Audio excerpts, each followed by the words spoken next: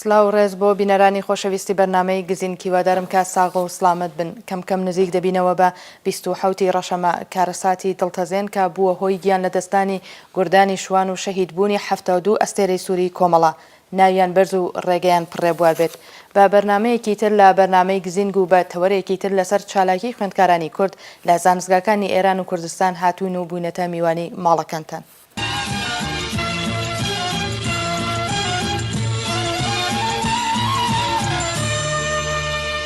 بینەرانی هێژە هەروەک ئاگادارن 26 ساڵ لەمەوبەر لە ساڵی 1366 هەتاویدا حەڵەبجە کیمیاباران کرا.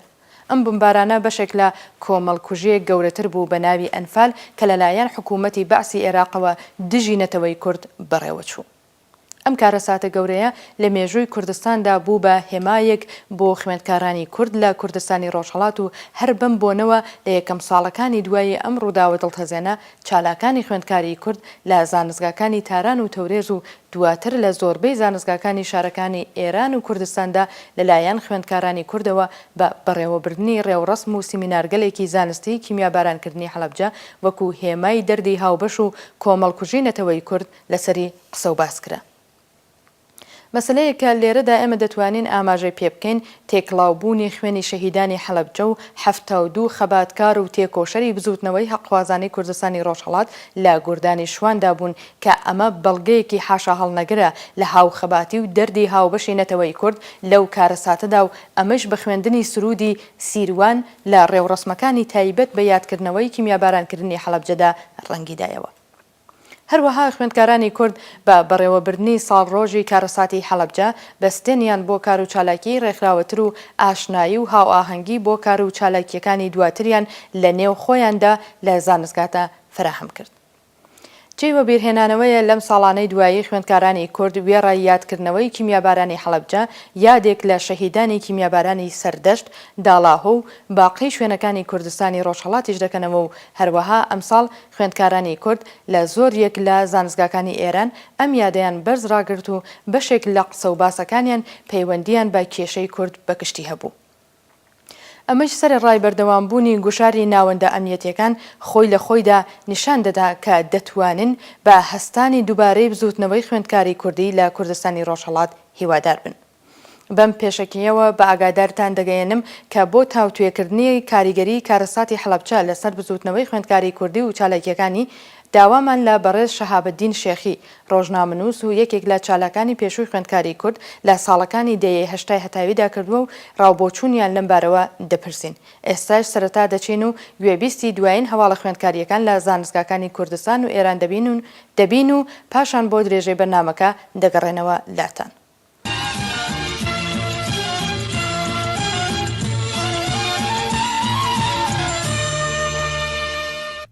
یادی کارەساتی هەڵەبجە لەلایەن خوێندکارانی کوردی زانستگای تارانەوە بەرز ڕاگیرا. لەلایەن ناوەندی ئەندیشە ناوەندی خوێندکارانی کوردی زانکۆی تاران یادی کارەساتی هەڵەبجە بەرز ڕاگیرا. ئەم یادکردنەوە یەکەم چالاکی ناوەندی ئەندیشە بوو کە بە پێشوازی 700 کەس لە خوێندکاران و میوانانی دەرەوەی زانکۆ بە باشی بەڕێوەچوو. دکتۆر مەسعود بینەندە، دکتۆر جەلالیزادە و دکتۆر قوتبەدین سادقی وتاریان پێشکەش کرد. کورتەفیلمی هەفت سەنگ لە دەرهێنانی فاتمە دەستمەرد نیشان دراو. هەر یەک لە شاعران لە کەمیر و ئارەش ئەفزەڵی لە کرماشانەوە بانکێشت کرابوون و بە خوێندنەوەی شعر بەشداریان کرد. دکتۆر مەسعود بینەندە وەکو وتاربێژی یەکەم باسەکەی خۆی لە 3 تەوەری سەرەکی: 1. بەستێنە مێژووی و سیاسیەکانی ڕوودانی کارەساتەکانی ئەنفال و هەڵەبجە، 2. میکانیزم و لۆژیکی هاوبەشی کۆمەڵکوژیەکان لە جیهاندا و 3. ئەرک و بەرپرسیارەتی نەوەکانی پاش ئەنفال و بەرەکانی داهاتوو لە هەمبەر ئەنفالدا پێشکەش کرد. لە تەوەری یەکەمدا ئاماژەیدایە سیستمی کۆلۆنیالیزم و دەرکەوتە جیاوازەکانی کە دەوڵەت نەتەوە دەستکردەکانی لەخۆ دەگرت کە بەبێ ڕەچاوکردنی واقعە فەرهەنگی و نەتەوەیەکانی ناوچەی ڕۆژهەڵاتی ناوەڕاست داسەپێنران و بوون بە هۆکاری سەرەکی زۆربەی کۆمەڵکوژیەکانی سەدەی 20م کە ئەنفال و هەڵەبجەشی لەخۆ دەگرت. لە بەشی دووهەمدا ئاماژەیدایە لۆژیکی هاوبەشی زۆربەی کۆمەڵکوژیەکان و پرۆسەیەکی دەهقۆناغی بۆ ئەم میکانیزمە خستە بەرباس. بەڕای دکتۆر بینەندە ئەم پرۆسەیە لە کۆمەڵگا فرەنەتەوەکاندا لە پۆلێنبەندیەکی سەرەتاییەوە دەست پێ دەکات و لە قۆناغەکانی سمبۆلسازی و پلۆرایزکردن و ئامادەسازی و دیتریسازیدا تا قۆناغی کوشتار و پاکتاوی ڕەگەزی درێژەی پێدەدرێت. هەروەها ئاماژەیەندایە قۆناغی پاش کارەسات کە قۆناغی ئینکار و نەفیکردنەوەیە و تاوانبارانی واقعی ڕوودانی کۆمەڵکوژی ڕەت دەکەنەوە و پاساوی بۆ دەهێننەوە. لە بەشی کۆتاییدا دکتۆر بینەندا ئاماژەیدایە بیرەوەری هاوبەش و گشتی وەکو تەنیا ڕێگای پەیوەندی لەگەڵ ڕابردوو داهاتوو ئەم ڕوبەڕووبوونەوەیی بە دیاردەیەکی گرنگ و هەستیار دایە قەڵەم. واتە ئەگەر ڕوبەڕووبوونەوەکەی ئێمە لە پێناوی فەرامۆشی و سەرکوتی بیرەوەری کارەساتدا بێت، ترۆمای ئەم بیرەوەریە بەردەوام دەگەڕێتەوە و ژیان و هۆشیاری پاشماوەکان تێک دەشەوێنێت و لە زۆر بواردا ڕقهاوێژی و توندوتیژی لە کرداری ئەواندا بەرهەم دەهێنێتەوە. هەروەها وتیان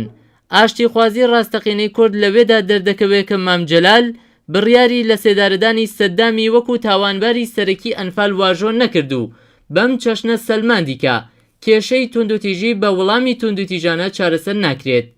شایانی باسە جیاوازی ئەم کۆڕا لەگەڵ مەراسمەکانی ساڵانی پێشوو سربەخۆیی مەراسمەکە بوو کە تەنها لەلایەن خوێندکارانی کورد و ناوەندێکی کوردی لە نێو زانکۆیتاران بەڕێوەچوو، هیچ دەستێکی جیا لە خوێندکار و زانکۆ تێیدا بەشدار نەبوو.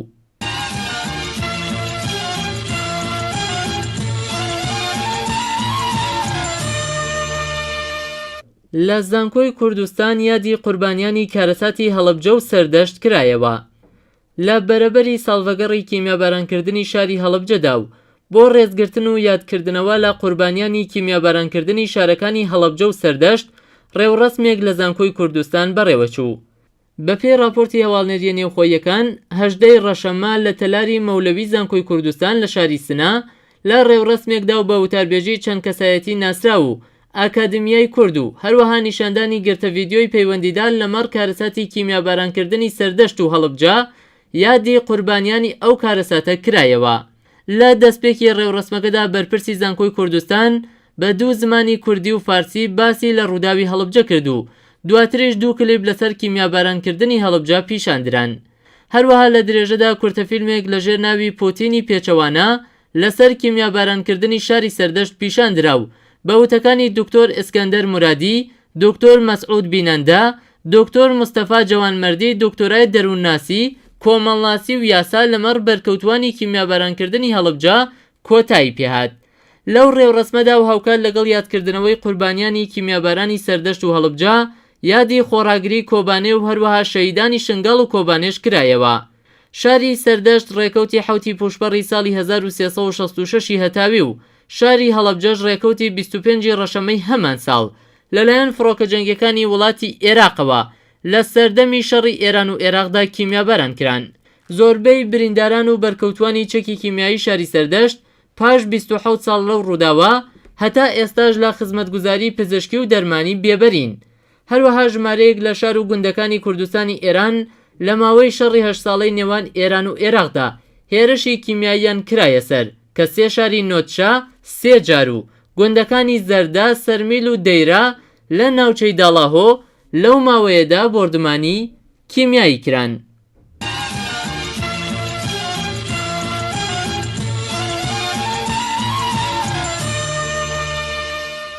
بەڕێوەچوونی پێشانگای وێنە و یادکردنەوەی هەڵەبجە لە زانکۆی پەیامنووری مەریوان. لەلایەن خوێندکارانی زانکۆی پەیامنووری مەریوان پێشانگایەکی وێنە بە مەبەستی یادکردنەوە و ڕێزلێنان لە ساڵیادی کیمیابارانی هەڵەبجە بەڕێوەچوو. بەپێی هەواڵی گەیشتوو بە ئاسۆی ڕۆژهەڵات، ئەم پێشانگایە کە ڕۆژی دووشەممە ڕێکەوتی 18 ڕەشەمە بۆ بەرزڕاگرتنی 27مین ساڵیادی کیمیابارانکردنی هەڵەبجە لە زانکۆی پەیامنووری شاری مەریوان بەڕێوەچوو، سەرەتا بە خولەکێک بێدەنگی بۆ گیانی پاکی شەهیدانی کوردستان و دواتر بە داگیرساندنی مۆم دەستی پێکرد. هەروەها بەیاننامە و نووسراوەیەکیش لەلایەن ئەو خوێندکارانەوە بڵاو کرایەوە کە ئەمەش دەقەکەیەتی. بەیاننامەی خوێندکارانی زانکۆی پەیامنووری مەریوان بە بۆنەی ساڵیادی کیمیابارانکردنی هەڵەبجە. بزوتنەوەی خوێندکاری کوردی هێمای هۆشیاری نەتەوەی کورد لە 27 ساڵ لەمەوبەر لە ڕۆژی 25 ڕەشەمەی ساڵی 1366 هەتاوی لە کاتێکدا کە خەڵکی شاری هەڵەبجە بەرەو پیری نەورۆز دەڕۆشتن و خۆیان بۆ نوێکردنەوەی ساڵی تازە ئامادە دەکرد، ڕژیمی دیکتاتۆری باس لە دەوروبەری کاتژمێر 11:48 خولەکی ئەم ڕۆژەدا ئەم شارەی بە چەکی کیمیایی بۆمباران کرد کە تێیدا 5,000 مرۆڤی بێتاوان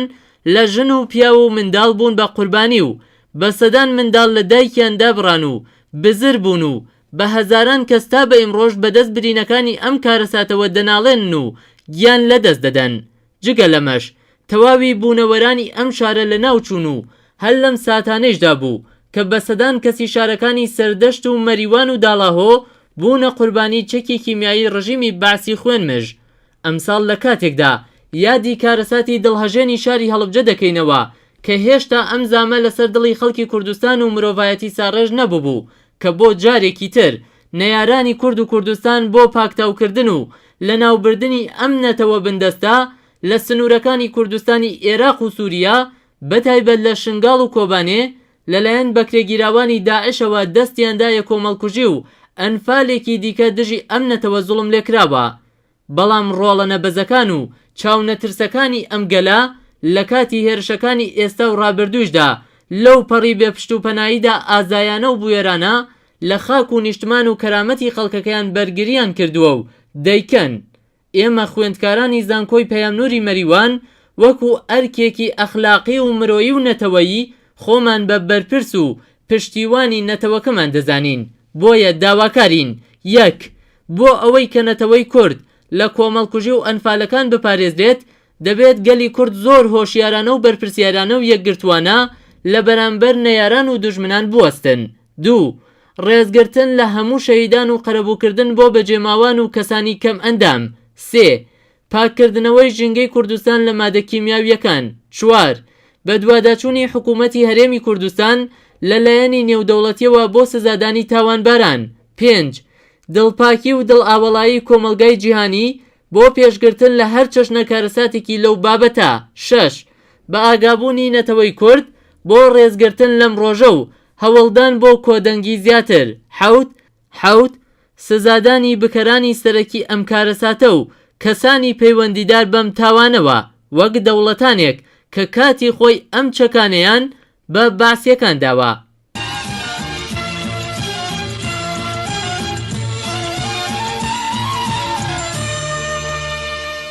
گوشار لەسەر خوێندکارانی کرماشان تێکەڵچوون لەگەڵ هێزەکانی ڕژیمی لێکەوتەوە.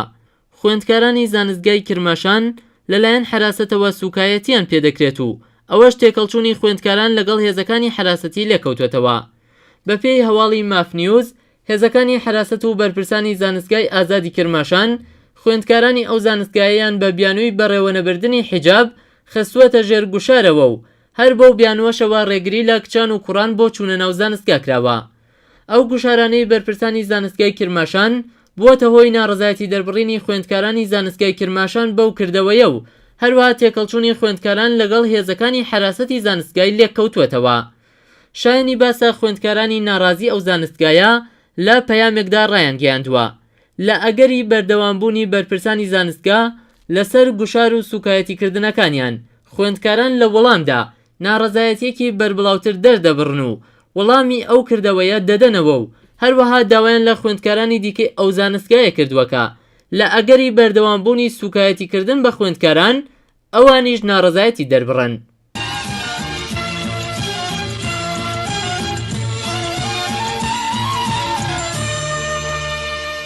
چارەنووسی سێ شارۆمەندی کوردی دەست بەسەرکراو نادیارە.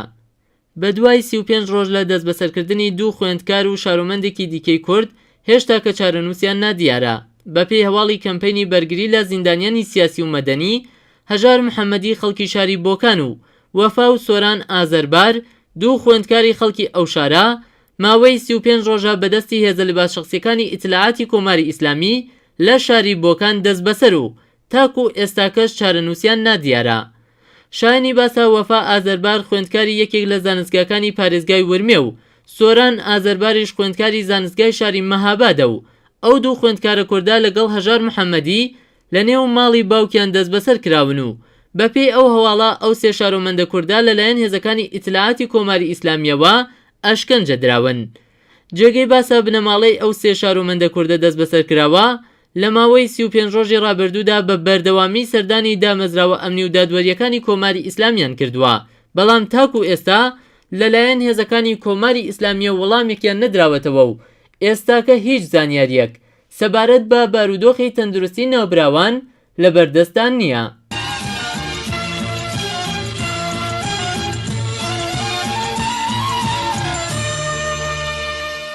بەڕێوەچوونی دووهەمین فێستیڤاڵی کورتەچیرۆکی هەورامی لە زانستگای مەریوان.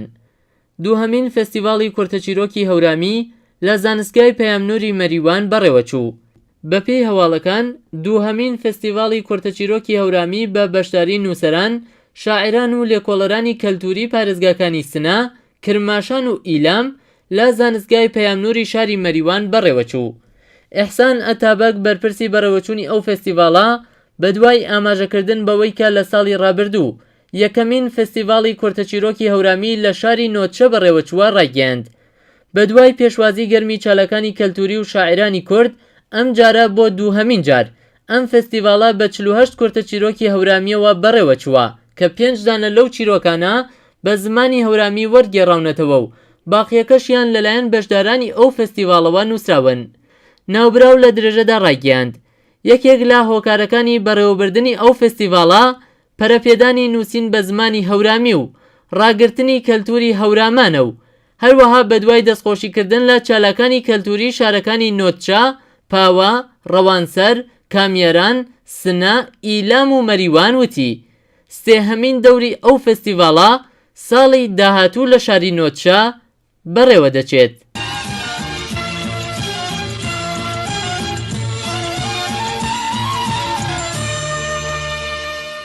چالاکێکی خوێندکاری بە دانانی وەسیقەی 200 ملیۆن تمەنی ئازاد کرا. چالاکێکی خوێندکاری کوردی خەڵکی شاری مەریوان دوای 3 مانگ دەست بەسەری بە دانانی بارمتە و بە شێوەی کاتی لە زیندان ئازاد کرا.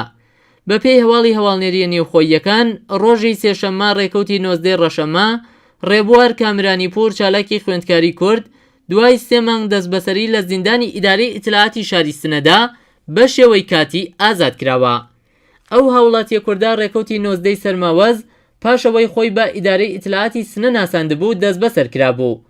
هێزە ئەمنیەتەکانی سنە یەک ڕۆژ دوای دەست بەسەرکردنی چووبوونە ماڵی ڕێبوار و دەستیان بەسەر کەلوپەلی شەخسی، کتێب و کامپیۆترەکەیدا گرتبوو. لەو کاتەوە هەتا ئێستا هۆکاری گیرانی ئەو چالاکە خوێندکاریە دیار نەبوو. لە ماوەی دەست بەسەرکردنی ڕێبوار کامرانیپوردا دایک و باوکی توانی بوویان 2 جار لە زیندانی ئیدارەی ئیتلاعاتدا چاویان پێ بکەوێت. ڕێبوار کامرانیپور خەڵکی مەریوان و بەرپرسی پێشووی ئەنجومەنی ئەدەبی هاوڕێی هەورامی زانکۆی پەیامنووری سنە و ئەندامی ئەنجومەنی سەوزیچیای مەریوانە. ئەو چالاکە خوێندکاریە پاش ئازادبوونی لەلایەن ژمارەیەکی بەرچاو لە چالاکانی خوێندکاری کوردەوە پێشوازی لێکرا.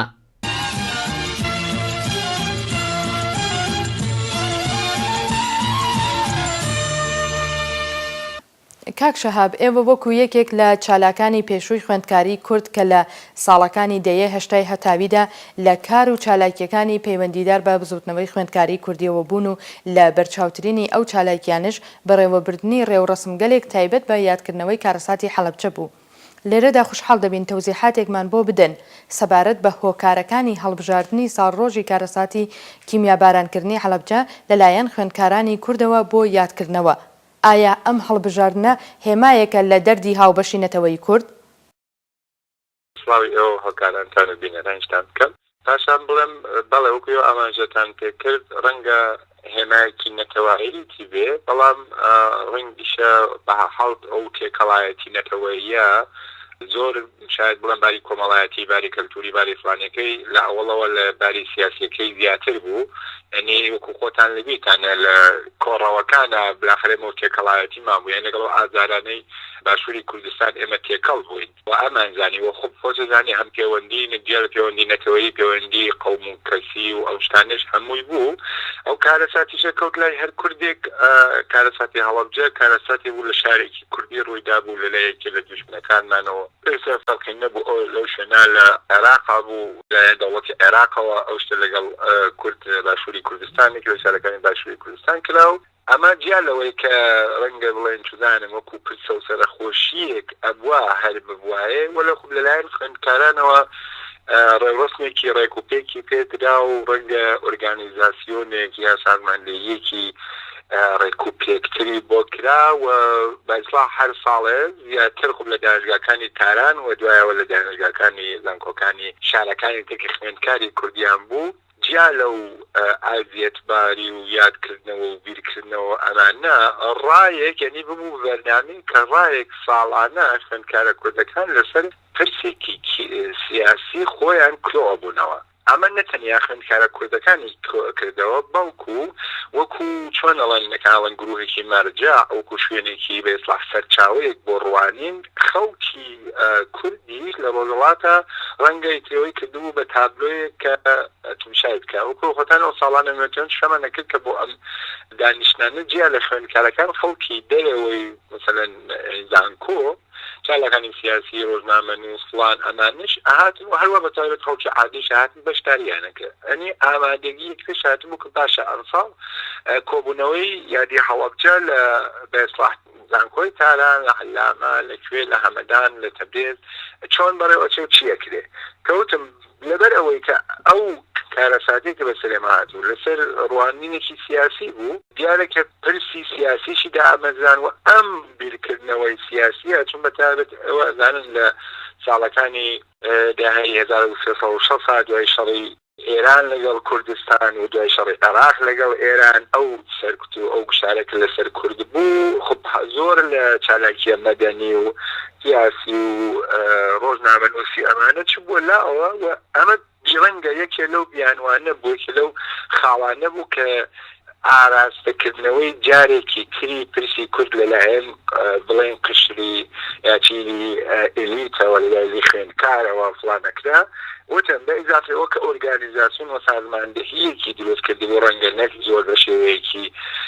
ڕاشکاوانە لەبەرەوە تووشی هەندێشت نەبنەوە لە هەروەی کە ساڵانە مینانەکران کۆڵانەکران فڵانەکرا و خودی ئەو شتە بوو مەسەلەن من خۆم فەرزەن چزانم 5 ساڵ دوای کارەساتی هەڵەبجە 6 ساڵێک 5 ساڵێک کارەساتی هەڵەبجە چوومەتە دانکۆ وخب ئەو جیلێتی کە ڕۆیشتون جیلی تریش دێ ئەگەر هیچ ئیشێکی نەبوو بۆ ڕێکخستنێکی سیاسی بۆ ڕێکخستنێکی کوردایەتی بۆ فڵانێک کرد هەڵەبجە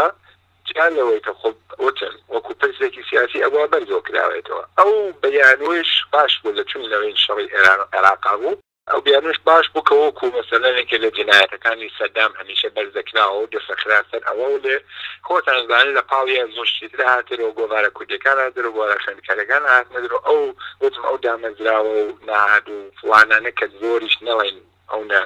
بەئیسڵاح ڕاسمی ولا غێر ڕاسمی هەمیشە ئەم ئامادەگی بوو کە ینی خودی زانکۆکان و ئامادەگییان بوو کە هەچە ساڵە جەماعەتی خوێندکار ئەڕۆن و داوای مەسەلەن بەڕێوەبردنی ئەم بەرنامەکەن ئەو کتێبازانەوەی ئەو بەرنامە دەمبانکردنی کەسانێک بۆ وتەبێژی کەسانێک بۆ کاری هۆنەری ئەوش خۆی بوو بە شتێ ساڵانە و لە هاتووە کە مناڵە کوردەکان یا حتا غەیرە خوێندکارەکان ئامادەیانە کرد کە مەسەلەن نەخاشەکانیان بێنن بۆ خوێندکاردان بێ تاران زانکۆی تاران لەوێ پیشانگایەکی نەخاشی وێنەگەرەی بەڕێوەبەرن ئاکاسەکان هەروە خودی زان ئەو خوێندکارەکان کە لە ڕشتەکانی هۆنەری ئاینیانە کرد یعنی ئەمە یەکێ لەو خاڵانەیە لە ئیسڵاح ئەو تارا کە باسی 30 ساڵ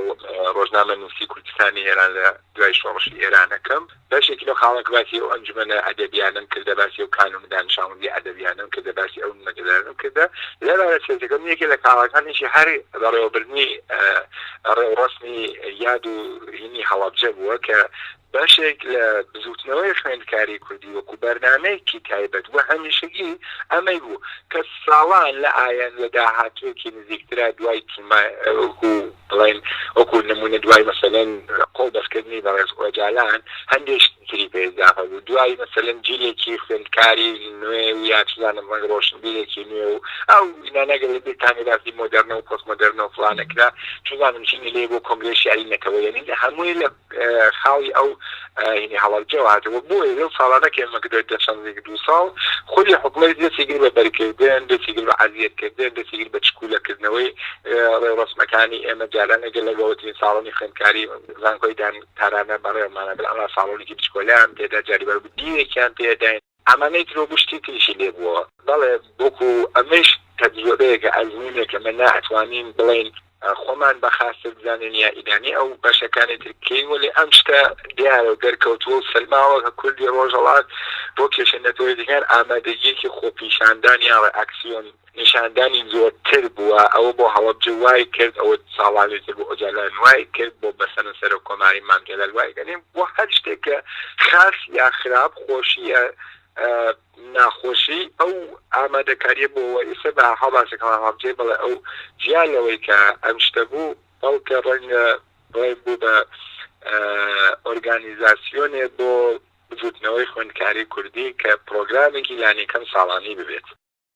لەم ساڵانەی دوایی خوێندکارانی کورد وێڕای یادکردنەوەی کیمیابارانی حەلەبجە یادێک لە شەهیدانی کیمیابارانی سەردەشت داڵاهۆ و باقی شوێنەکانی کوردستانی ڕۆژهەڵاتیش دەکەنەوە و هەروەها ئەگەر پەیگیریتان کردبێ ئەم ساڵ خوێندکارانی کورد لە زۆرێک لە زانستگاکانی ئێران ئەم یادەیان بەرزڕاکرد و بەشێک لە قسە و باسەکانیان پەیوەندیان بە کێشەی کورد بەگشتی هەبوو. ئێوە ئەم مێتۆدە چۆن هەڵدەسەنگێنن؟ وەکووتن مەسەلەن ئەو ساڵانە کە ئێمە بوون کەم ساڵی دوم بوو من خوێندکارم کە بەڕێز ئۆجالان خۆڵ دەستکرا خۆ بەر لە بێسڵاحین بوو بەر لە ڕێوەسمی هەڵەبجە بوو ئەو ڕێپێوانە گەورەکان لە زۆربەی شارەکانی کە خۆ لە تارانی ڕێپێوان هەیەکی زۆر بەناوبانگ و چوزانم زیاتر لە 10,000 کەس 3 سەعات خێرانەکانی تارانی ڕێپێوان کردە بەبێ ئەوەی کە ئیجازەی لەلایەن حکوومەتەوە بێ ئەو وەختەی دوای ئەم چەندان ڕێپێوان و فڵان ئەو سەرکوتانیش کە کریا و سێی ڕەشەمەی چنەوە هاتووە ئێمە لە تاران هیچمان بۆ پێشات و مناڵەکان گیراین و ئەمانەوە لێ دوای ئەمانە هاتەوە گەشتە ساڵ هەڵەبجە جان لەبیرە مەسەلەن خب ئەو ساڵە هەڵەبجە ئەسڵ سیارە هەڵەبجە بە پرسێکی مەسەلەن کوردستانی باکوور و ئەمڕاوە هینەکانی کرد ئێستا هەر لەوێ دەچی پێکەین لە پرسیاری پێشە بەشم بکرد ئەم شتە ئێمە ئەو وەختە دەسەخرا سەر نا ئەوەڵ تەنیا هەڵەبجە و ئەمڕاوە حاول من خۆم ئاخرین جارێک کەشەکەتم کە خۆشم بەڕێوەبەری بەرنامەکە بوون لە فەرەنسەرای بەهمن بەڕێوەمان بر لە تاران لەوێ ئەوەڵین جارێ مەوی باسی سەردەشتمان هاوردە بەرەوە هەر ئەو وەختە یعنی بکەم 10 ساڵ لەمەوە بەر ڕێکیانە وڵات 10 ساڵ زیاتریش لەمەوە بەر ئەوەڵین جار یعنی ئەمسەوە بنی 10 ساڵ بڵین 10 ساڵ ئێمە هەڵەبجە بەڕێوە برا لای خوێندکاران کرد دوای 10 ساڵ ئێمە سەردەشتی شەخین نەپاڵی دوایی 15 ساڵ 4-5 ساڵ دێهاتی زەردەشت خراپاڵی وەکو ئێوتان ئەو شارارەی تریش لە کوردستان ئەمڕا قەزیەکەەوە بوو تەنیاوە نییە بڵێن داگیرکەرێکی دوژمنی غەدارێکی وەک سەدام لەگەڵ لە